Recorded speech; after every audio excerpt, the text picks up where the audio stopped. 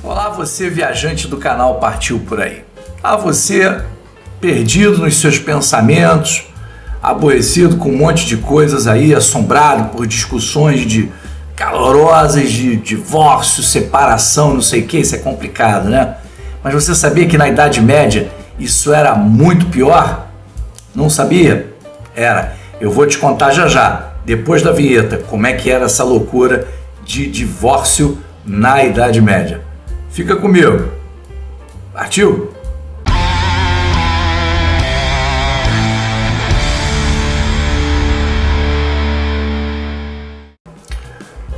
Na Áustria, você tem cidades lindíssimas. Tem uma cidade muito bonita lá chamada Salzburg.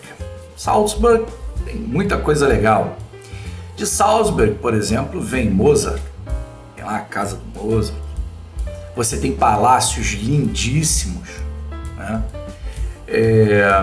Você tem Noviça Rebelde.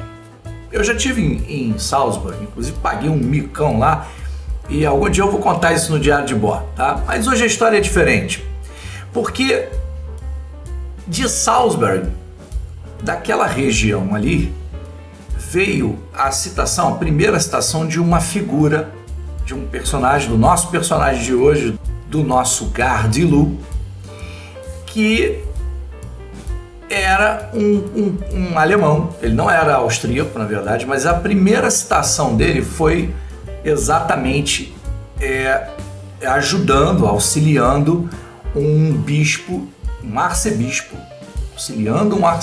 de Salzburg. O nome desse alemão era Hans Talhofer. Ele se destacou a serviço desse arcebispo ali por volta de 1433 e é quando primeira vez o nome dele aparece ali na história, né? Esse cara era um cara, ele era um cara peculiar. O Talhofer, ele era o que hoje seria um faixa preta, um professor mestre em artes marciais.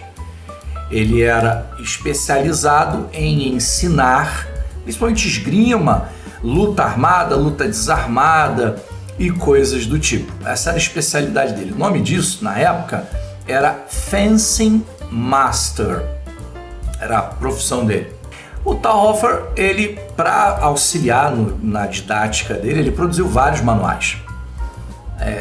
Esses manuais, eles geralmente continham muito mais figuras do que texto. E eles auxiliavam nesse dia a dia do cara de dar a aula dele ali. Só que o Talhofer, ele foi ficando mais influente nisso, principalmente na questão de não apenas de auxiliar nesse tipo de atividade, né, de dar aula e tal, mas ele também ficou muito conhecido em duelos, julgamentos, mais precisamente julgamentos por duelo. O julgamento por duelo na Idade Média era uma instituição onde você saía no pau lá, dois caras que estavam em conflito saíam no pau e quem ganhasse estava com a razão. Era muito simples. E num desses livros que o Talhofer produziu, esse livro era o Fetch But, eu acho que o nome é esse, Fetch But, fala assim. Ele produziu esse livro em 1467 e nesse livro, além de dedicar partes específicas do livro para o julgamento por duelo, ele deixou uma seção inteira e completa para duelos de divórcio. Aquela coisa, né? Os pombinhos não querem mais ser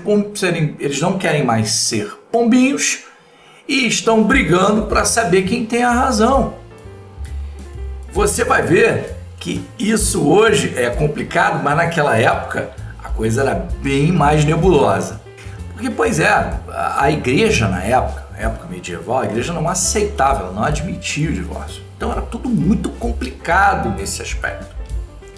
E havia esse instituto, eu realmente não sei dizer se isso era uma coisa oficial ou oficiosa, mas o fato é que havia esse instituto onde o homem e a mulher queriam descasar, então eles se propunham, olha, então vamos fazer um julgamento por duelo. Nós vamos duelar e quem tiver com a razão, vai sobressair. Então esqueça essas coisas de advogados, petição para isso, juiz para aquilo, né? Um divórcio litigioso complicado. O que vem é o seguinte, lá a coisa era feia e era para valer. Não tem essa coisa de data vênia, excelência para cá e para lá, não. O manual ele tinha regras muito contundentes. E ele também ele procurava ser justo. Como o homem em geral ele tem a vantagem física, na maioria das vezes ele tinha vantagem física sobre a mulher, ele procurava nivelar essa vantagem com algumas regras muito, por dizer, esquisitas, né? Muito bem, os maridos, eles tinham até 3 porretes e usavam esses porretes para lutar. No entanto, eles tinham que lutar dentro de um buraco que tinha 1 metro de largura e o buraco deixava ele até mais ou menos a cintura. Ou seja, isso nivelava a altura dos dois, porque os homens eram mais altos que as mulheres, né? Uma outra coisa interessante é que ele lutava com uma das mãos presa nas costas. Já a mulher não. A mulher ela tinha liberdade para circular fora do buraco. O homem tinha só o buraco para ficar e as mulheres lutavam de fora do buraco e conseguiam andar para lá e para cá. Havia uma situação, era uma das regras, que é o seguinte: se o homem tocasse na borda, ele recebia uma advertência. Se ele tocasse de novo, ele perdia um porrete, ou seja, ele perdia uma das armas. Se ele fizesse isso por 3 vezes, ele ia perder os 3 porretes. Ele ia ter que lutar desarmado. Aí você fala assim, mas o homem tinha os 3 porretes. O que a mulher tinha? A mulher também tinha armas. Ela lutava com pedras que pesavam entre 3 e 4 quilos, envolvidas numa espécie de meia ou num pano, que ela conseguia arremessar como se fosse um martelo. E com isso eles ficavam lá lutando. O cara com porrete, ela com essas pedras, né, batendo em cima da cabeça dele e tal, aquela coisa toda. Se o cara encostasse na borda, perdia um porrete. E se ele ficasse sem os 3 porretes, ele ia ter que agarrar a perna dela e puxá-la para o buraco antes de tomar uma pedrada na cabeça, que certamente ia ser muito complicada.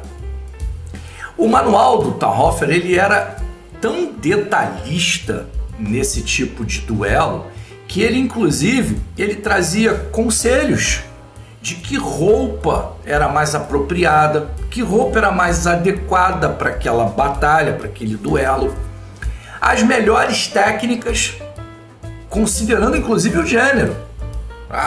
As mulheres devem bater desse jeito aqui, os homens devem se defender desse e tal.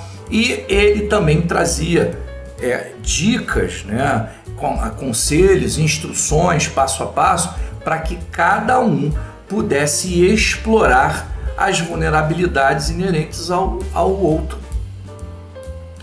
Curioso isso, né? É interessante que esses duelos eles se tornaram justos, pelo menos nesse sentido, se é que a gente pode chamar de essas coisas serem justas, né? Mas eles se tornaram justos porque a tentativa era exatamente essa, de colocar os dois em pé de igualdade, não de força, obviamente, mas em pé de igualdade de altura e outras coisas mais. As regras eram mais duras para os homens porque eles tinham, obviamente, mais força que as mulheres. E não era de surpreender, dado esse equilíbrio, que muitas mulheres saíram vitoriosas desses duelos. Agora, a coisa era feia, né? O duelo em si era uma coisa muito pior do que é hoje. Só que dificilmente os duelos eram fatais. Eles chegavam a um ponto, decretava quem era o vencedor e tal. O problema era a partir daí. Porque se o homem perdesse, ele era executado. Se a mulher perdesse, ela era enterrada viva. Ou seja, o duelo ele era até a morte, mas não necessariamente morria ali na hora do duelo, morria depois. Curioso, né? Complicado esse negócio, né? Eu também já escutei num outro vídeo, esse eu não peguei a referência ainda, que havia naquela época, quando o marido estava muito ruim de grana, ou ele queria se separar, mas a igreja não favorecia o divórcio, não aprovava o divórcio, eles tentavam até cancelar o casamento, às vezes, né, a realeza tentou muitas vezes isso, às vezes tá mais de um ano casado, chegava lá pro Papa e pedia para cancelar o casamento, desfazer o casamento, como se ele nunca tivesse acontecido, alegavam algumas coisas e tal. Mas uma das coisas que faziam na época é que, como a mulher ela era, naquela época, ela devia uma submissão enorme ao marido, o marido vendia essa submissão para outro. Ele levava a mulher numa espécie de mercado e falava o seguinte: olha, eu quero me divorciar dela, mas eu não posso, então eu vou continuar casado com ela, mas ela fica sendo sua, você paga e leva ela. Isso rolou em alguns lugares da Europa medieval. Que coisa complicada, né, pessoal? Que coisa complicada. Mas enfim, espero que vocês tenham curtido mais uma curiosidade, mais uma peculiaridade da nossa história, envolvendo também viagens. Falei de Salzburg, esses lugares também tem muito a ver com a Alemanha. O Talhofer, ele também chegou a ser citado em trabalhos que ele fez, olha só, em Zurique, bem distante ali dessa região, né? Zurique, na Suíça, que na época não chamava Suíça, né? Era outro nome. Mas é isso, pessoal, espero que vocês tenham gostado. Curtam, dê o seu like direitinho, faça um monte de coisas para espalhar o nosso Gardelu, o nosso canal Partiu Por Aí, que a gente traz dicas de viagem, a gente fala sobre roteiros, a gente vai fazer tutoriais, a gente tem um monte de coisa para fazer e a gente precisa da sua ajuda divulgando o canal. Tá legal? A gente se vê na próxima. Partiu! Fui! Alô, viajante do canal Partiu Por Aí, esse é o programa Gardelu. É um programa para a gente contar histórias e causos a respeito da história dos lugares onde a gente já teve, dos lugares por aí.